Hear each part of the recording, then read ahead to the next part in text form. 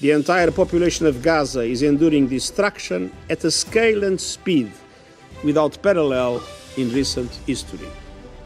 Nothing can justify the collective punishment of the Palestinian people.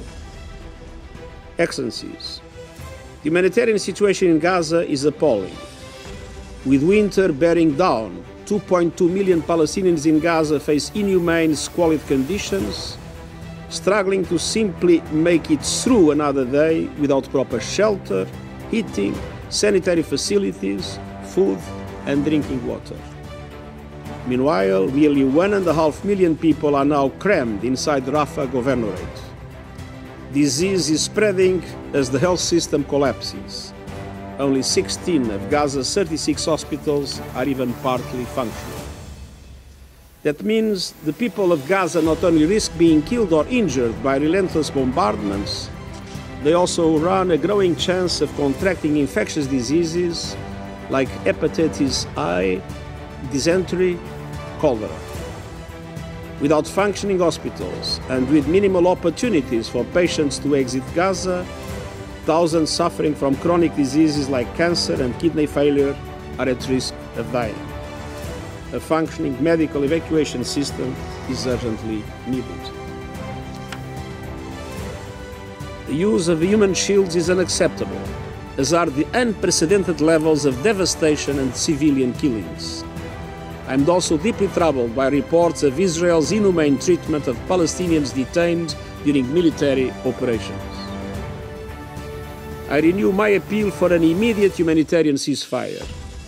This will ensure sufficient aid gets to where it is needed, facilitate the release of hostages, and help lower the tensions around the Middle East. Israel's occupation must end. Excellencies, last week's clear and repeated rejection of the two-state solution at the highest level of the Israeli government is unacceptable. And this was despite the strongest appeals from even the friends of Israel, including those sitting around this table.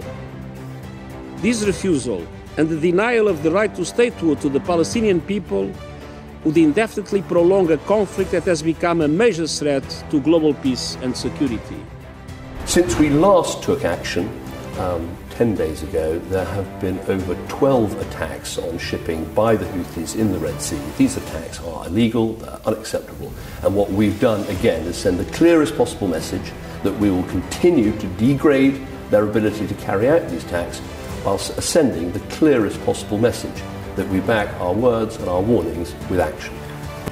What the Houthis are doing is unacceptable, it's illegal, and it's threatening the freedom of navigation. That's why we've taken the action. Alongside that action is a whole set of measures we'll be taking, including sanctions and other pressure to put on the Houthis, combined, of course, with the action the Royal Navy is taking with others in the Red Sea. Let's be absolutely clear, we have no quarrel with the Yemeni people. Indeed, our aid feeds over 100,000 Yemenis every month, using the sea lane, delivering that aid, which is precisely the sea lane that the Houthis are trying to close. But of course, in Gaza, we want to see the swiftest possible end to that conflict. Indeed, we have called for an immediate humanitarian pause so we can get aid in, we can get hostages out, and we want that pause to turn into a sustainable, permanent ceasefire without a return to further fighting. That's the plan that we'll be putting forward this week as I travel to the region. Well, what the government will do is, having passed the bill through the House of Commons, bring the bill to the House of Lords, and I'll be urging fellow peers in the House of Lords to vote for that bill, because it's absolutely essential that we stop the boats, that we fulfil the Prime Minister's plan of saying it's not acceptable to have people travelling from a perfectly safe country, France, to another safe country, Britain, and to be able to stay. And that's what the Rwanda plan is all about, and why I urge the House of Lords to pass this bill. I have a piece of paper. You did, you got a pad. Do you worry that you are being pushed into this war? Yes, we worry that we are pushed to this war. But this war, I mean, the Israelis know it's not going to be a picnic. I mean, you know, Hezbollah has more means than Hamas had. And therefore, I mean, it's going to be very difficult. It's going to be costly for everybody. Of course, Israel has the Air Force, and they can dominate the air and the land. But on the whole, it's going to be damaging for everybody.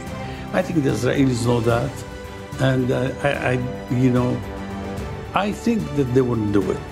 They wouldn't attack, and if they really reach an agreement in Gaza, this would stop immediately and automatically would stop in southern Lebanon or northern Israel. If Hezbollah moved northward, what would happen then? Israelis would come back and so on, but the war there down south in Gaza is going on.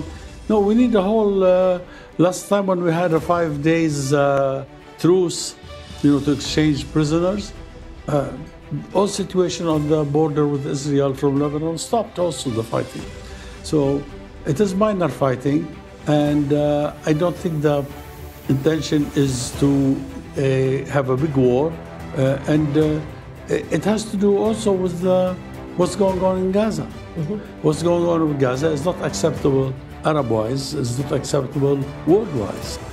If they stop the war in Gaza and there is truce and we start negotiating how to solve our problems, then everybody would go back and there would be no problem. And we also have to start talking directly or indirectly mostly, with the Israelis in order to locate the borders through the United Nations, through the Americans, whatever it is. We don't want to see hospitals as war zones. We don't want to see hospitals as battlefields. They should be as protected as possible. That said, we know that Hamas deliberately uses places like hospitals to store weapons, house their fighters, even to some degree for command and control.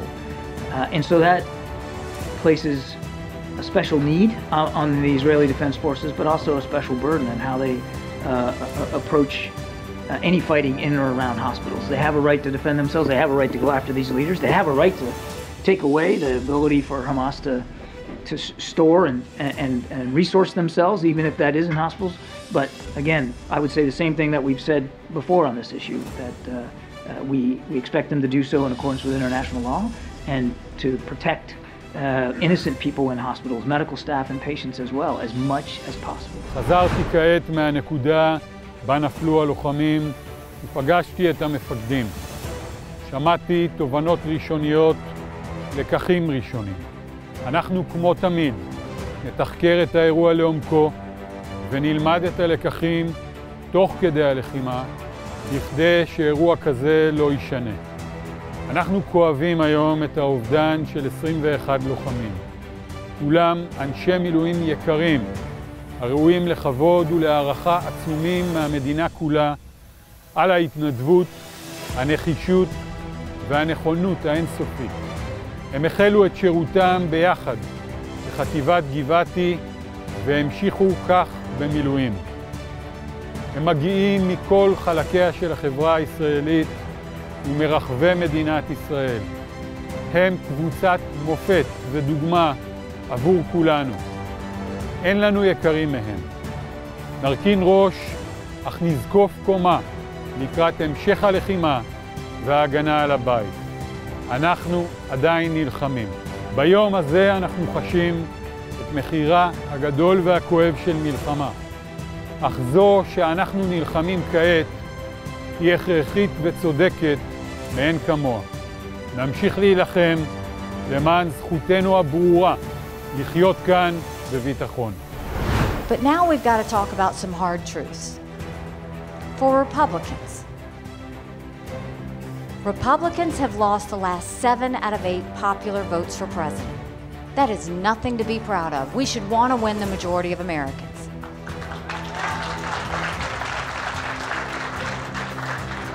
But the only way we're going to do that is if we elect a new generational conservative leader.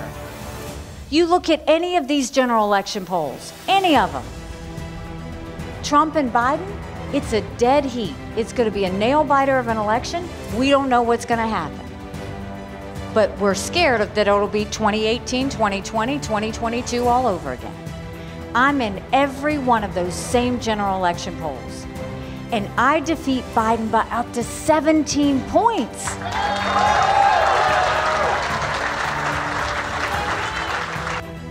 But let's look at what your options are. As you go to vote tomorrow, this really is an option. Do you want more of the same? Or do you want to go forward? 70% of Americans have said they don't want a Trump-Biden rematch. The majority of Americans disapprove of both Biden and Trump.